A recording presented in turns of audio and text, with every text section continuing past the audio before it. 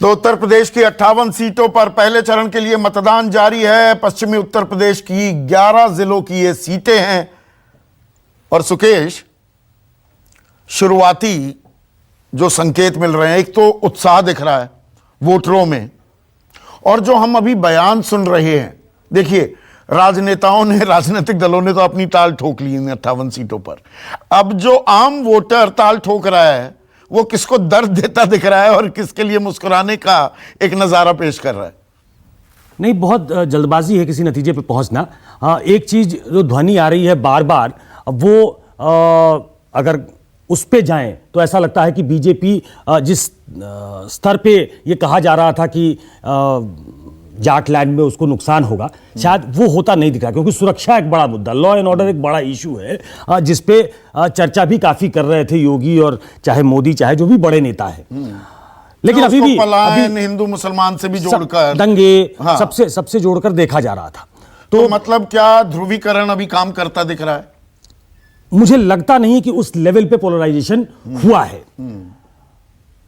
आपने कहा लंबी कतारें हैं, काफी उत्साह में लोग दिख रहे हैं, well begun is half done, जिसके लिए भी वो वोट पड़ रहे हैं, ये एक अच्छा संकेत है। देखिए, जब 5-7 चरण में चुनाव होता है तो पहला दूसरा चरण जो है वो बहुत इंपॉर्टेंट होता है, क्योंकि एक मोमेंटम क्रिएट होता है उससे। 91% वो सीटें जीती बीजेपी ने और 80% फिर पूरे उत्तर प्रदेश में जीत ली। पिछली बार भी पश्चिम से पूर्व तक कारवां गया था, तो वो जिसके लिए भी होगा वो एक शुभ संकेत होगा, चाहे वो बीजेपी के लिए कर रहे हैं, चाहे वो गठबंधन के लिए कर रहे हैं। किसके लिए कर रहे हैं वो स्पष्ट तौर पे अभी कहना मुश्किल है। शाम तक कुछ क्लैरिटी आनी चाहिए। तो 58 सीटों पर पहले चरण के लिए उत्तर प्रदेश, खास पश्चिमी उत्तर प्रदेश की 11 जिलों पर वोटिंग जारी है। आपको सीधे मुजफ्फरनगर लिए चलते हैं। बीजेपी के उत्तर प्रदेश में, पश्चिमी उत्तर प्रदेश में सबसे बड़े चेहरा संजीव बालियान भी मतदान केंद्र पर पहुंच गए हैं। मुजफ्फरनगर में यह मतदान केंद्र है। मेरे सहयोगी विनय सिंह हैं। विनय, संजीव से करिए बात। जी, मैंने अभी तो कुछ देर पहले ही बात की थी, लेकिन मैं आपका रेफरेंस देकर फिर बात कर रहा हूँ। संदीप चौधरी हैं, आपसे बात करना चाह रहे हैं। हमारे गांव ग्वांड के हैं, कह लो बागपत के हैं, मुजफ्फरनगर के हमें इन बागपत के पीछे चले हम। अच्छा, आजादी के बाद ये आगा गए, रमीन के पीछे जो ये कहते हैं वही मान लें। हम भी आपके ग्वांड के, मैं थोड़ा आगे हूँ, सहारनपुर से हूँ। अच्छा, वो संदीप जी कह रहे हैं कि वही सवाल जो मैंने आपसे पहले पूछा था कि जो हिंदू मुस्लिम वाला जो मुद्दा है वो स्टार्टअप नहीं हुआ। टिकैत जी ने कितना आरोप लगाया कि स्टार्ट करना चाहता, तो कर्नाटक से जो ये दोबारा से वहां पर हिजाब वाला मामला हुआ, तो क्या वहां से स्टार्ट करने की कोशिश की जा रही है ताकि कहीं ना कहीं चुनाव में फायदा ले सके? बिल्कुल जरूरत नहीं है करने की जी। सब वोट दे रहे हैं, प्यार से दे रहे हैं, हमारे काम के आधार पर वोट दे रहे हैं। हमें कोई मुद्दा स्टार्ट करने की बिल्कुल नहीं। अगर ईपी संजीव बालियान के लगा दे तो और बेहतर हो जाएगा। मैंने जिक्र किया, हम बिल्कुल जिक्र नहीं कर रहे। हम तो अपने काम के आधार पर वोट मांग रहे हैं, प्रदेश और केंद्र सरकार के काम के आधार पर। जी, मैं बिल्कुल लगा रहा हूँ, कान पर ही लगा रहा हूँ उनके। ये लीजिए, आप बात कीजिए। संजीव भाई, क्या हाल है? ये लीजिए भाई। राम राम। अपनी वोट डाल ली कि नहीं डाल ली? अब मैं तो यहाँ स्टूडियो में बैठा वोट डलवाने लग रहा हूँ। आपने वोट करी नहीं करी? मैं तो स्टूडियो में बैठा है भाई। वोट देखो, थारी वोट का गलती देखूं, पर ये बताइए 58 में से 53 सीटें जीती थी। हाँ। और वो आपके जी नेतृत्व और मेहनत का भी नतीजा था। तो 91% सीट जीत गए पश्चिमी उत्तर प्रदेश में।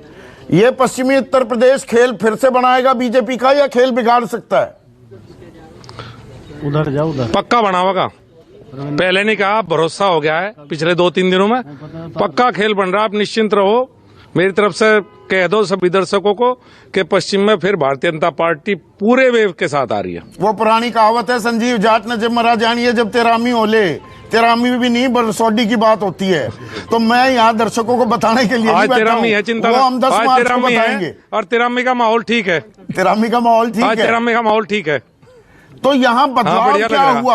आप जो कह रहे हैं कि नहीं 2-4 दिन पहले से अब आश्वस्त हो, तो क्या बदलाव हुआ? पहले दिक्कत आप मान रहे थे, किसानी आंदोलन का नुकसान आप लोगों को हो सकता था, उसकी भरपाई कर ली, क्या आप ये ताल ठोक रहे? बिल्कुल, मुझे ऐसा लगता है कि अब जैसे जैसे वोटिंग नजदीक आई, 5 साल सरकार कैसी चली, ये मुद्दा महत्वपूर्ण हुआ। और दूसरा महत्वपूर्ण मुद्दा यह हुआ कि जो हमारे विपक्ष में 12 से 17 वो भी सरकार चला के गया। वो ताजा ताजा किसान बना अखिलेश यादव। पहले तो किसान था नहीं, पहले तो किसान मुद्दा था नहीं उसके लिए।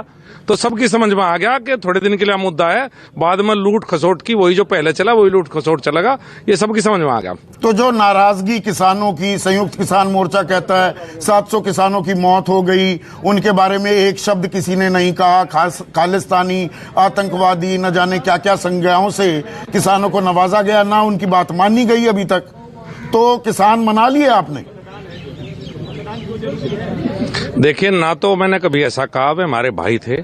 अगर एक भी किसकी भी मौत है तो पूरा दुख हमें पहले भी था, आज भी है और आगे भी रहेगा। बाकी जहां तक मानने की बात है, मुझे तो लग रहा मान गए, क्योंकि और मुद्दे भी हैं। किसान आंदोलन समाप्त हो गया, जो बड़ी मांग थी वो तो मान ही ली, कौन के नहीं माननी भाई, सारी बात उनकी माननी। पहले दिन डिक्लेयर करा, उनके लिए स्पेशल मीटिंग बैठी, संसद के पहले दिन 2 घंटे में हमने पास करके दे दिया, जो उनकी बात थी वो तो मान ली हमने। वो गन्ना जिन्ना भी बड़ा हो रहा है कि भाई गन्ना जीतेगा, जिन्ना जीतेगा, तो वो गन्ने गांडे कहते हैं हमारे इलाके में, तो गांडे के भुगतान का जो मुद्दा है वो समझा दिया, या वो 8-10 महीने बाद भी जो पीछे आते दिखे हैं, बकाया है ना, एक दिक्कत है ना संजीव। 2017 में 22,000 करोड़ गिफ्ट देके गया था अखिलेश यादव हमें बकाया के रूप में। अब उत्तर प्रदेश में 75% शुगर मिल टाइम पे पेमेंट कर रही है। 25 में समस्या है, 25% में वो भी सुधार देंगे। ब्याज की भी बात कह दी सरकार ने, जो लेट करेगा ब्याज देगा। और मेरे 8 जिले में 8 शुगर मिल है, 7 शुगर मिल टाइम पे पेमेंट कर रही है। मेरी तिता भी बढ़िया कर रही है।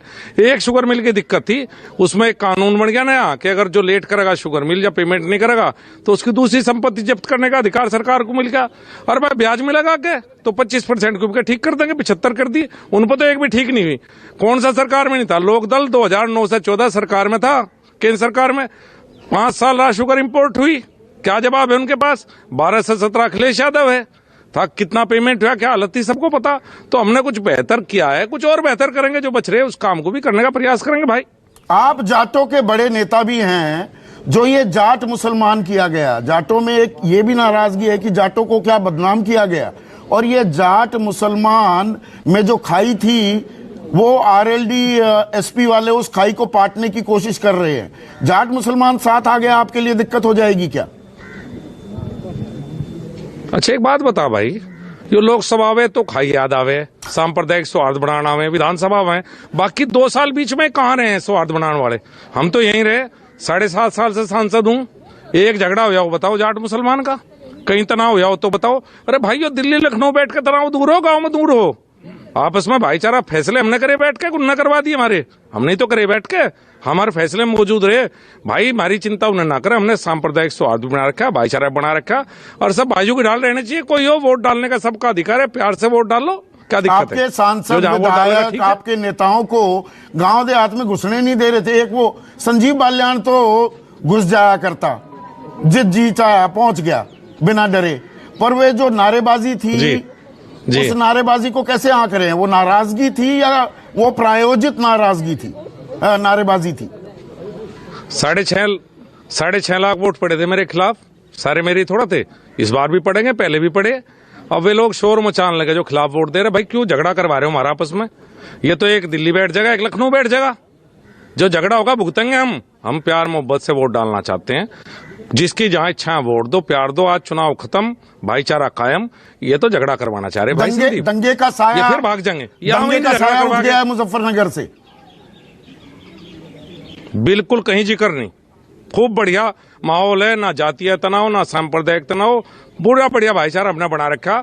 ये हमारे भाईचारे को डिस्टर्ब ना करे, बस ये चाह रहे हम तो। एक आखिरी सवाल, 4 दिन पहले सिसौली पहुंच गया जयंत चौधरी, और वो आशीर्वाद देता दिखा नरेश टिकैत, बाल्यान खाप के अध्यक्ष, और आप खुद बाल्यान हैं, तो वो पिछली बार तो पुचकारा आपको था, आशीर्वाद आपको मिला था। इस बार आप ही की खाप आशीर्वाद दे रही है विपक्षियों को। दिक्कत आ गई, रिजल्ट पता लग जाएगा, हम भी आशीर्वाद लें। खाप चौधरी के नाते तो हम भी आशीर्वाद लें भाई उनका। राजनीति में वे कहें मैं नहीं, तो वो भी ले यार। वो तो चुनाव में आशीर्वाद लेके जा, मैं तो बिना चुनाव के भी लेता रहूं भाई। मैं तो 3-4 महीने में चले जाऊं एक बार। उन्हें कहो वे भी मेरे की तरह जाना आना शुरू करें गांव में, लोगों में, और थोड़े दिन किसी गांव में रह भी लें तो असली भी पता लग जा। भाई बाहर से बाहर रहना, तो ठीक नहीं, वे भी गाँव में आवे, खूब आवे, वहां से सुन ली क्या दिक्कत है? हम खूब जावे भी खूब आवे, क्या दिक्कत है? चुनाव के बाद आवे जी, बताइए मुझे आप। लोकसभा में आया था, विधानसभा में आया, अब 2024 में होगा, उससे पहले नहीं आने का, ध्यान रखियो, नोट कर लो। संजीव, सुकेश भी है। सुकेश एक सवाल पूछना चाह रहे थे आपसे। नमस्कार संजीव भाई। नहीं, चूंकि आपने गन्ने की बात की थी और गन्ने की भुगतान की बात की थी, तो मुझे याद आया एक दिन अभी हाल फिलहाल में राकेश टिकैत आपके इलाके के ही हैं, वो जुड़े हुए थे, उन्होंने किसान आंदोलन को लीड भी किया।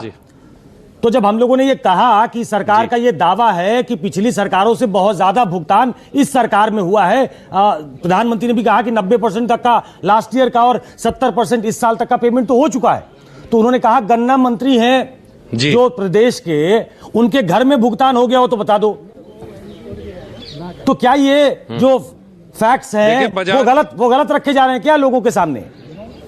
वो एक बड़ा इशू हो सकता है क्या? मैंने पहले ही कहा 75%, भाई सुकेश भाई, मैं पहले ही कह रहा हूं 75% शुगर मिल टाइम पे पेमेंट करती हैं।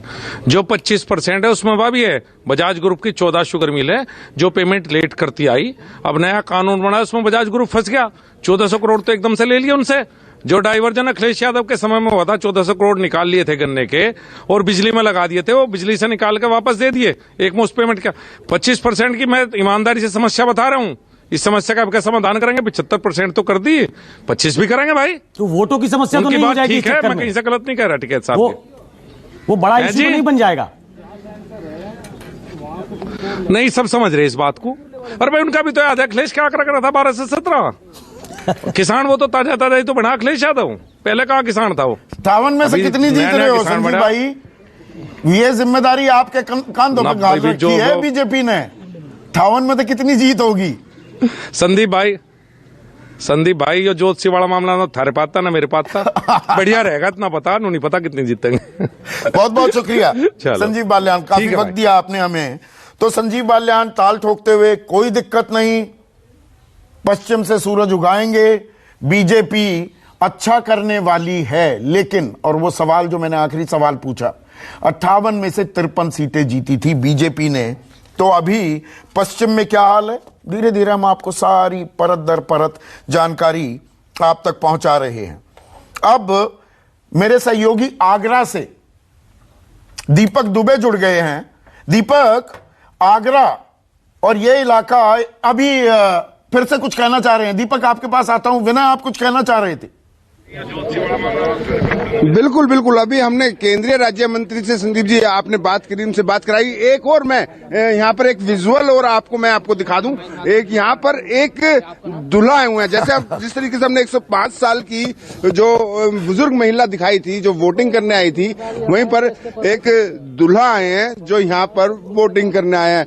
उनसे हम बात करने की कोशिश करेंगे कि वो आखिर दूल्हे जिस दिन उनकी शादी है उसी दिन वोटिंग करने क्यों आए हैं। सर जरा एक बार आप अपना नाम बता दीजिए, क्या नाम है आपका? मेरा नाम अंकुर बालियान है। अंकुर जी, आज शादी है आपकी? हाँ जी, आज शादी है। तो आज ही के दिन वोटिंग करने आए क्या? ये तो देखो हमारा फर्ज है, हमारी जिम्मेदारी है देश के प्रति। हम मतदान सबसे पहला काम है। नहीं, घरवाली भी पहले है, घरवाली मिल रही है आज तो। पढ़े मिल रही है वो बाद में है जी, सबसे पहले ये है, ये फर्ज पहला, वो बाद का है। अच्छा, क्या मुद्दे सोच के वोट देंगे आप? विकास के जी। हाँ? विकास के मुद्दे पे वोट देंगे। किसान आंदोलन का असर है इस पर? कोई असर नहीं, हमारे यहाँ कोई असर नहीं। हमारे यहाँ तो विकास, गुंडागर्दी बिल्कुल खत्म है जी। हाँ, बिल्कुल रामराज है आज यहाँ तो। जी जी जी जी जी जी। तो ये भी अपने आप में एक बड़ी दिलचस्प तस्वीर है। जो दूल्हा था वो बाल्यान है, बाल्यान जाट होते हैं। जो मैंने संजीव बाल्यान से पूछा भी कि नरेश बाल्यान, बाल्यान खाप के जो अध्यक्ष हैं, उन्होंने आशीर्वाद दे दिया है जयंत चौधरी को। लेकिन यहां पर एक वोटर वो साफ अपनी पसंद बता रहे हैं कि उनकी पसंद क्या है। अब मेरे साथ दीपक दुबे मेरे सहयोगी जुड़ गए हैं और उनके साथ जीएस धर्मेश जो राज्य मंत्री भी हैं और बीजेपी के उम्मीदवार हैं वो हैं। दीपक, क्या ताल ठोक रहे हैं जीएस धर्मेश?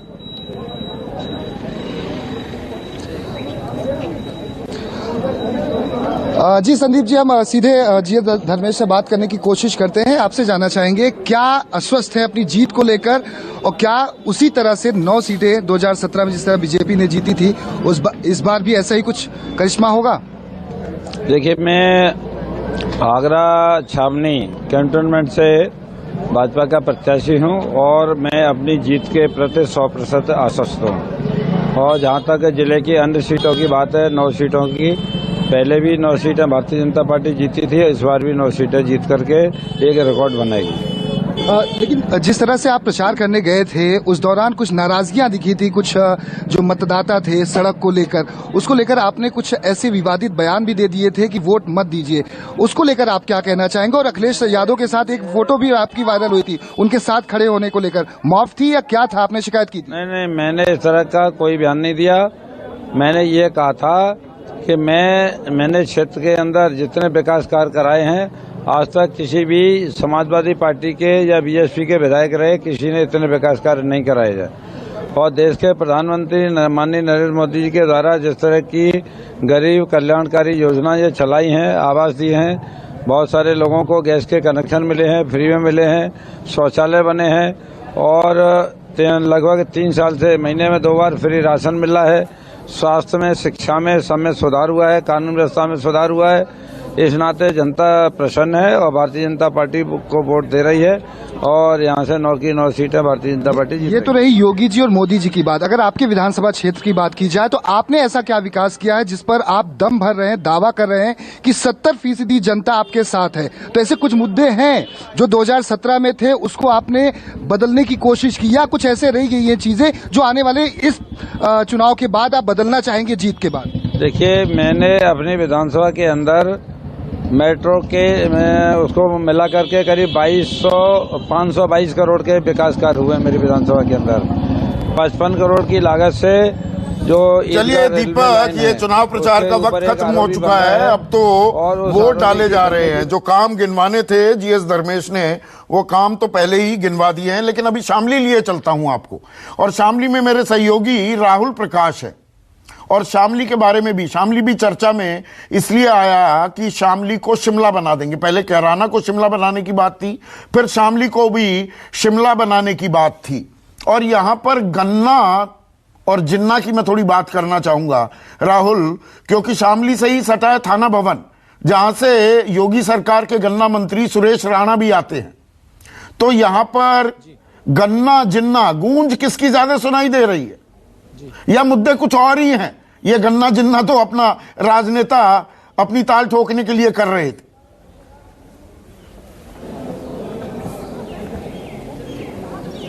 सर देखिए संदीप जी, जब मैंने बात करी थी तो बात तो जीत की हो ही रही थी, बात वो दावे अपने कर रहे थे। लेकिन जिस जगह मैं थाने भवन की जो विधानसभा के अंदर हूँ, यहाँ पे जो माहौल दिख रहा है, यहाँ पे जो बातें हो रही हैं रोजगार की हो रही हैं। और जो गन्ना की बात आप कर रहे हैं उस बात को लेकर भी, क्योंकि थाना भवन में ही एक जो चीनी मिल है जिसको लेकर ये कहा जाता है कि उसकी जो पेमेंट है उसकी भी लेट चल रही थी पेमेंट। हालांकि वो ये अपनी बातों में ये कह रहे थे सुरेश राणा जी कि हम तो पेमेंट टाइम से कर रहे थे। हालांकि वो ये भी कह रहे थे कि जब हम उनसे बात कर रहे थे, लोगों से विश्वास दिलवा के कह रहे थे, हमारे सामने ये कह रहे थे कि हमने यहाँ यूनिवर्सिटी बनाई है, आप पूछिए इनसे। और उनको हाथ दिखा के बता रहे थे कि बताइए आप चैनल को कि हमने बनाया है कि नहीं बनाया। तो वो लोगों से विश्वास पूछ रहे थे कि भाई हुआ है कि नहीं हुआ, तो लोग उनकी हाँ में हाँ भर रहे थे। हालांकि ये तस्वीर सुबह की थी, लेकिन उसके बाद जैसे ही जैसे अब दिन चढ़ रहा है तस्वीरें बदल रही हैं, बातें रोजगार की हो रही हैं, विकास की हो रही हैं, किसानों के मुद्दे को भी यहाँ बोला जा रहा है। क्योंकि अगर हम बात करें मौजूदा प्रत्याशी जो गठबंधन के हैं, वो पिछला चुनाव 16,000 वोट से हारे थे, 2012 की बात करें तो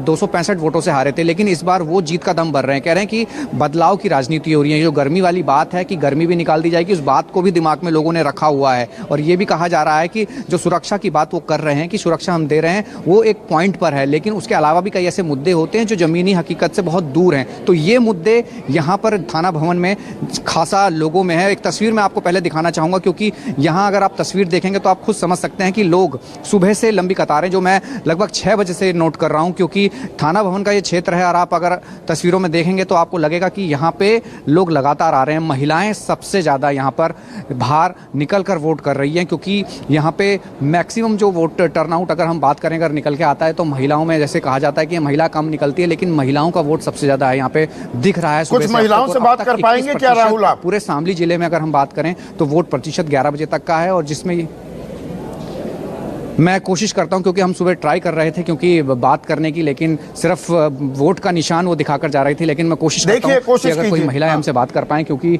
अभी यहां पर हम कोशिश करते हैं ले जाने की। बिल्कुल ये तस्वीर आप देखिए,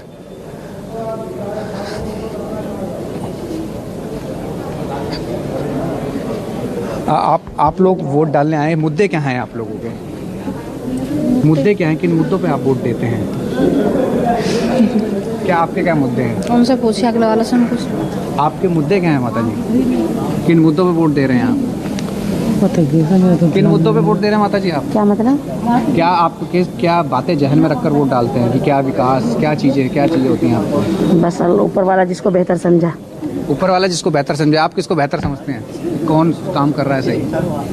बस क्या बता दो। संदीप जी, बस यही मैं आपको बताना चाह रहा था कि शामली की महिलाएं थोड़ा शर्मा रही हैं, जबकि मथुरा में पल्लवी मेरी सहयोगी थी और वहां पर बेबाक, और मैंने इसलिए क्लैप भी किया मथुरा की महिलाओं के लिए, साफ बोली कि घर के मर्द थोड़ा बताएंगे, हम खुद अपना फैसला ले सकती हैं।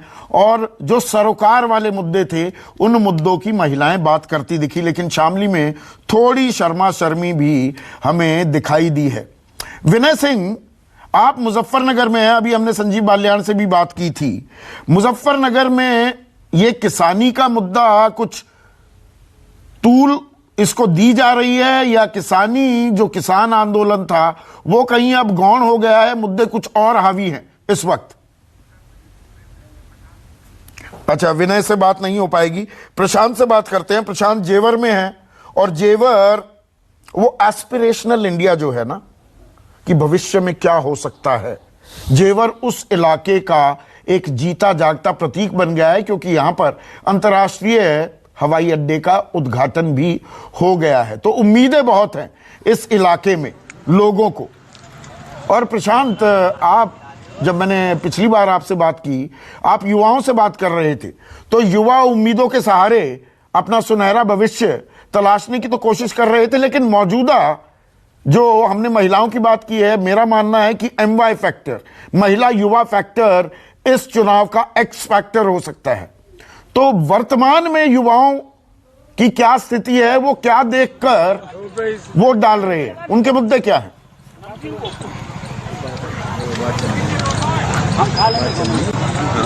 देखिए, अगर युवाओं की बात करें तो यहाँ पे रोजगार एक बहुत बड़ा मुद्दा है, क्योंकि इंडस्ट्रियल डेवलपमेंट की बात करें तो नोएडा, माफ करेगा, मैं गौतम बुद्ध नगर की बात करूं, न केवल जेवर की, क्योंकि गौतम बुद्ध नगर की विधानसभा में, लोकसभा में से एक सीट है जेवर, और यहाँ पर इंडस्ट्रियल डेवलपमेंट जो है बहुत जबरदस्त है, और उत्तर प्रदेश की व्यापारिक राजधानी भी माना जाता है गौतम बुद्ध नगर को।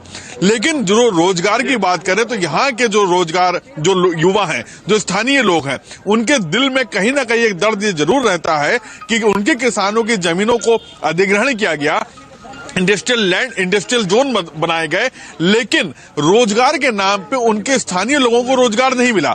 हालांकि जो यहाँ पे जो जिनके पास जमीनें हैं, उन वहां पे किराएदारी का काम काफी बना है। इसके अलावा जो मार्केट्स बनी, वहां पर उन स्थानीय लोगों का होल्ड है।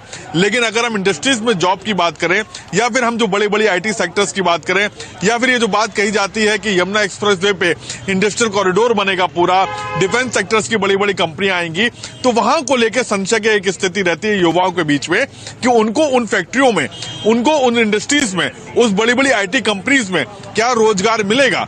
तो ये एक बहुत बड़ा मुद्दा है। वहीं पूरे गौतम बुद्ध नगर में मुआवजा सबसे बड़ा मुद्दा रहता है। यहाँ पर अगर हम बात करें जातीय समीकरण के आधार पर बात करें तो ये पूरा गुजर, ब्राह्मण, ठाकुर बहुल इलाका है पूरा गौतम बुद्ध नगर का। अगर हम जेवर विधानसभा की सिर्फ बात कर लें तो यहाँ पर जाटा बहुल सीट है। यहाँ पर लगभग 80,000 के करीब जो है SC वोटर्स है, 80,000 से ज्यादा, 60,000 से लेकर 70,000 के बीच में गुजर वोट है और इतने ही ठाकुर वोट है। लेकिन यहाँ पर जो लॉ एंड ऑर्डर की एक बात करें तो लॉ एंड ऑर्डर एक बहुत बड़ा मुद्दा है, क्योंकि अगर आप याद करें तो आप खुद एक्सप्रेसवे पे रहते हैं। अगर हम जब आज से करीब 7-8 साल पहले की बात करें तो ग्रेटर नोएडा की तरफ जाते हुए एक रात में निकलते हुए सभी को डर लगता था कि रात में मालूम नहीं कब कहां पे क्या हो जाए। लेकिन अब लॉ एंड ऑर्डर की स्थिति में बहुत हद तक सुधार हुआ है।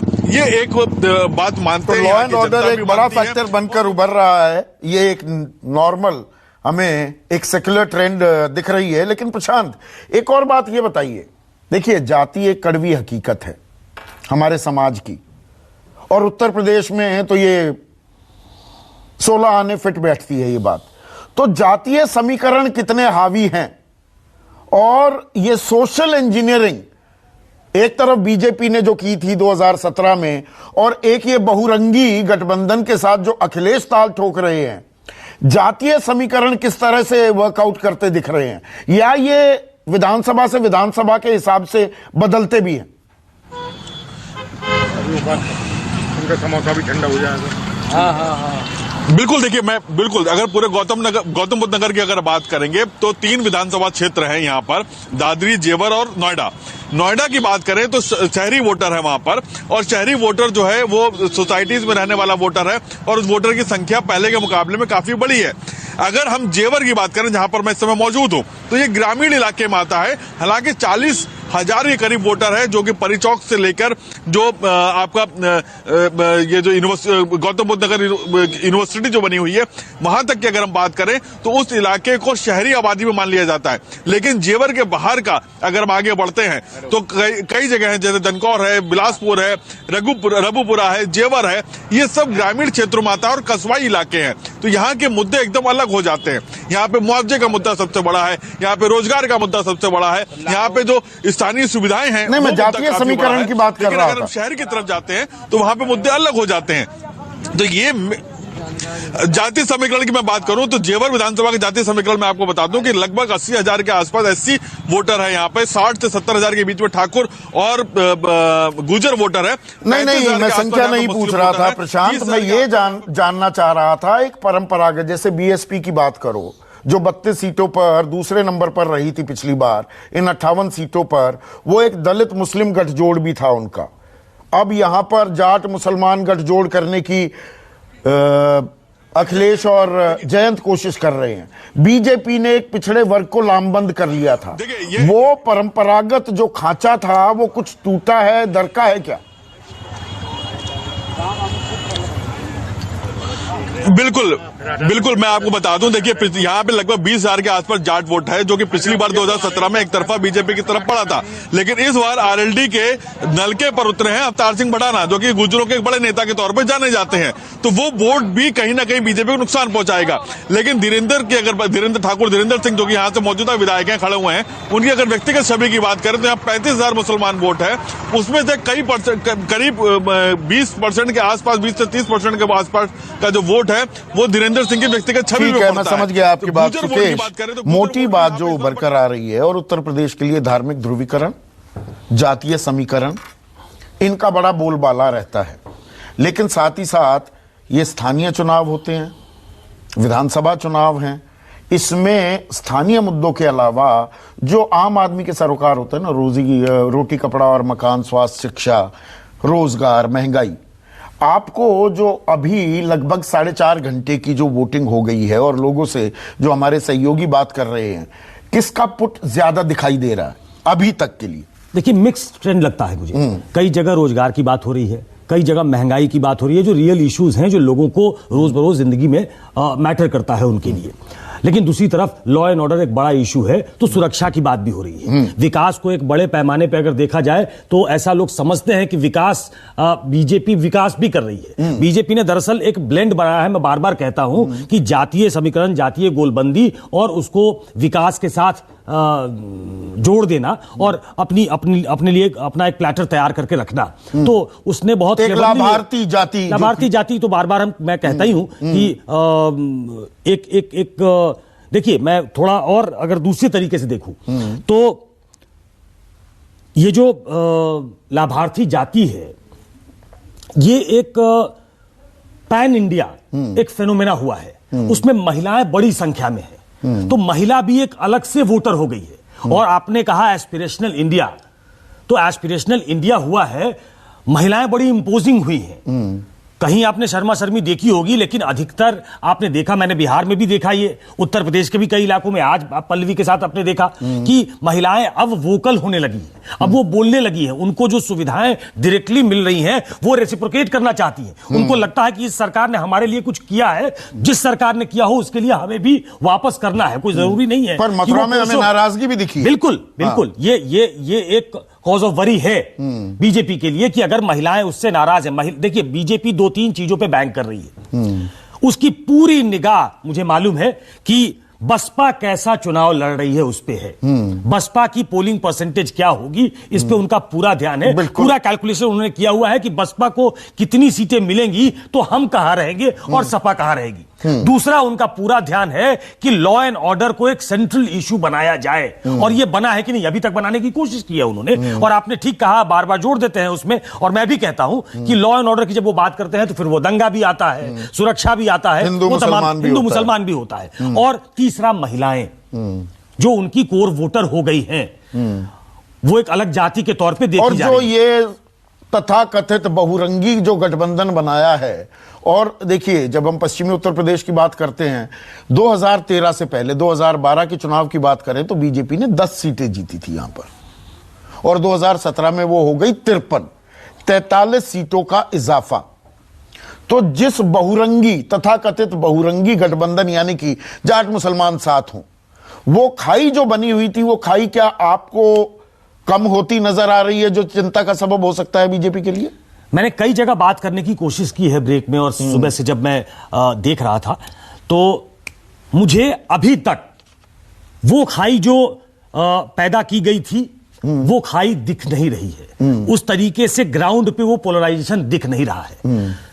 ये कहीं कहीं बीजेपी के लिए चिंता का सबब हो सकता है। बीजेपी जो बैंक कर रही है वो ये है कि उसे मालूम है कि अगर जातियों के इसमें जाए कि जाट का एक समुदाय उनसे नाराज है, लेकिन एन ब्लॉक वोटर जो उनका बाकी है, नॉन यादव ओबीसी, इस इलाके में इस बेल्ट में यादव कम है, तो ओबीसी जो उनका वोटर है, और नॉन जाटव एससी जो उनका वोटर हो गया था, क्या उसमें भी अगर हाशिए पर चली जाती है बीएसपी तो उसका वोटर साइकिल या नलके के साथ नहीं, वो कमल के साथ जाएगा, इसकी भी एक संभावना तलाश रही है क्या बीजेपी? देखिए उसमें से मैं इसलिए कहता हूं कि बीएसपी जो इस इलाके में एक बड़ी फोर्स थी, सबसे मजबूत, मायावती वेस्टर्न यूपी से ही आती है, तो बीएसपी इस इलाके में अगर देखा जाए तो सबसे मजबूत पार्टी, सिंगल लार्जेस्ट पार्टी थी 2012 में, जबकि सरकार चली गई, उसके बाद भी 20 सीटें जीती थी बीएसपी। 2017 में भी अगर रनर अप देखेंगे तो ज्यादा बीएसपी थी। इस बार स्थितियां कुछ बदली हुई है क्योंकि कंसोलिडेशन हुआ है, और मैं बार बार कहता हूं कि जो नॉन बीजेपी वोटर है, जो बीजेपी माइंडेड वोटर नहीं है, उसके लिए 30 सालों में एक ऐसा अवसर आया है, वो अवसर तलाश रहा है जब उसके सामने सत्ता के खिलाफ अगर किसी को वोट करना है तो उसकी चॉइस सिर्फ एक ही है, उसके पास ऑल्टरनेटिव सिर्फ एक ही है, क्योंकि Baspa has lost its ground. वो जाटव को ही बचा ले, और जाटवों के अलावा जो बाकी वोट जो बीजेपी की तरफ गया था, डीएम गठबंधन था भाई, दलित मुस्लिम एक बड़ी तादाद में वो बीएसपी के साथ जाते थे। क्या ये अपने आप में बीजेपी के लिए एक खतरे की घंटी साबित हो सकता है कि मुसलमानों की लामबंदी, वो लामबंदी होती दिख रही है? अगर हम शुरुआती रुझान देखें कि एक तरफ एक मुश्त जाता दिख रहा है मुस्लिम वोट बैंक इस इलाके में, चूंकि मुस्लिम वोट बैंक काफी है, और सीट्स पे, कई सीट्स पे वो डिसाइडिंग फैक्टर में है, ये सेकंड फेज में भी ऐसी कुछ सीटें हैं, तो ये बीजेपी के लिए चिंता का सबब है। बीजेपी जो बैंक करेगी, मैं बार बार कहता हूं, वो वही बैंक करेगी जहां जिसको उसने अपना एक वोटर बनाया है, नॉन जाटव एससी, वो उसका एक बड़ा वोट बैंक अब होगा। महिलाओं पर आते हैं, हम पल्लवी के पास भी चलेंगे, लेकिन पल्लवी पर जाने से पहले, और पल्लवी जो सवाल मैं पूछ रहा हूं सुकेश से, जरा उस पर गौर कीजिएगा। कांग्रेस की बात बिल्कुल नहीं हो रही है, और कांग्रेस में प्रियंका गांधी ने जो नैरेटिव बिल्ड किया 1.5 महीने पहले ही, लड़की हूं, लड़ सकती हूं, 40% उम्मीदवार महिलाएं, और महिलाएं बोलती भी दिख रही हैं, लेकिन वो कांग्रेस की बात करती दिखाई दे रही हैं क्या? नैरेटिव तो सेट कर दिया, फसल तो उगा दी, काट कोई और ले जाएगा क्या? देखिए कांग्रेस वो मोमेंटम खड़ा नहीं कर पाई है। मुद्दा खड़ा कर दिया, मोमेंटम नहीं। बिल्कुल, प्रियंका गांधी ने मेहनत करके जमीन तैयार करने की कोशिश की, और मुझे ऐसा लगता है कि प्रियंका 2022 की लड़ाई लड़ भी नहीं रही है, वो 2024 या उसके बाद की लड़ाई, ये पता नहीं कौन सी लड़ाई लड़ते रहते हैं कांग्रेस वाले। नहीं, अगर मौजूदा वर्तमान में नहीं, अगर आपकी स्थिति कमजोर हो तो या तो आप ग्राउंड छोड़ दो, या फिर आप ग्राउंड पे लड़ते हुए दिखो, तो वो अपना एक काडर, देखिए कांग्रेस एक जमाने में बहुत स्ट्रांग हुआ करती थी, जो ये काऊ बेल्ट था उसमें, धीरे धीरे चाहे वो बिहार हो, चाहे वो यूपी हो, आगे चले जाइए बंगाल हो, अब तो असम और नॉर्थ ईस्ट की में भी स्टेट्स में वो कंसीड कर चुकी है। तो कांग्रेस को नए सिरे से अपने आप को, उसके पास रिवाइवल का एक प्लान हो सकता है। और मुझे लगता है कांग्रेस और प्रियंका गांधी इस प्लान के साथ यूपी में आई है। उन्होंने महिलाओं को एक बड़ा इशू बनाने की कोशिश की है, लेकिन ग्राउंड पे और वोटिंग के दिन वैसे जो ग्राउंड पे है वो बेहतर बताएंगे। हाँ, लेकिन वोटर जो है वो कांग्रेस की तरफ उस आकर्षण के साथ देख नहीं रहा है जो बातचीत करने से पता लगता है। पल्लवी, अब प्रियंका ताल ठोकती हैं, लड़की हूं, लड़ सकती हूं, और महिलाएं बड़े मुखर तौर पर मथुरा की अपनी बात भी रख रही हैं। तो वो कह तो रही हैं लड़की हूं, मैं लड़ सकती हूं, लेकिन जो कांग्रेस की बात है वो कहीं दिखाई नहीं दे रही है। जो मुद्दे हैं, खास मुद्दों की बात करती दिखाई दे रही हैं महिलाएं। ये सबसे हार्टनिंग चीज जो आपने लास्ट चैट की थी उसमें मुझे दिखाई दी। जी, मैं सीधे महिलाओं से ही बात कर लेती हूँ संदीप जी। जी जी जी, महिलाओं से ही पहले बात कर लेते हैं, क्योंकि थोड़ी सी यहाँ पर यह समस्या है कि हम लोग पोलिंग बूथ के अंदर है और कई पोलिंग बूथ में यह समस्या आ रही है कि हमें अंदर ज्यादा एंट्री करने को नहीं मिल रहा है, और कई बार हम जब महिलाओं के साथ खड़े हो रहे हैं तो हमें थोड़ा सा बाहर करने की कोशिश भी की जाती है। लेकिन फिलहाल मौजूद तो है यहाँ पर महिलाएं, तो सीधे मैं बात कर लेती हूँ। प्रियंका जी ने कहा लड़की हूँ, लड़ सकती हूँ। आज की जब परिप्रेक्ष्य में हम बात कर रहे हैं, महिलाएं कहां तक अपने आप को देखती हैं? क्या वो अब लड़ रही हैं, या अभी लड़ना सीखा है, या एक तरीके से पूरी तरीके से तैयार है? मैम, अभी कोई नया तो काम हुआ नहीं है कि प्रियंका गांधी अभी नहीं आई हो इस फील्ड में। महिलाएं तो कब से चली आ रही हैं, कब से फ्लाइट उड़ा रही हैं, सारे काम कर रही हैं महिलाएं। तो कोई नया काम तो हुआ नहीं है प्रियंका गांधी वाला। जब मत का इस्तेमाल होता है तब तो ये घर में चर्चा होती है ना, कि जब घर का जो मर्द होता है, चाहे आपके ससुर होंगे घर में, तो कहते होंगे ना वोट यहीं पड़ेगा। नहीं, लेकिन अब वो जमाना नहीं है ना। अभी सभी लोग फ्री हैं। इवन हमारी मेड तक का ये अपना व्यू है कि उसको वोट कहाँ देना है। ऐसा कुछ नहीं है कि उसके अगर इन लॉज ने बोल दिया तो आपने ससुर जी को आपने कभी कुछ कहा कि नहीं हम तो वहाँ देंगे? हाँ, हम नहीं, वो ऑलरेडी हमारी ही पार्टी में ससुर जी, तो हमें कभी कहने की जरूरत ही नहीं पड़ी उनको।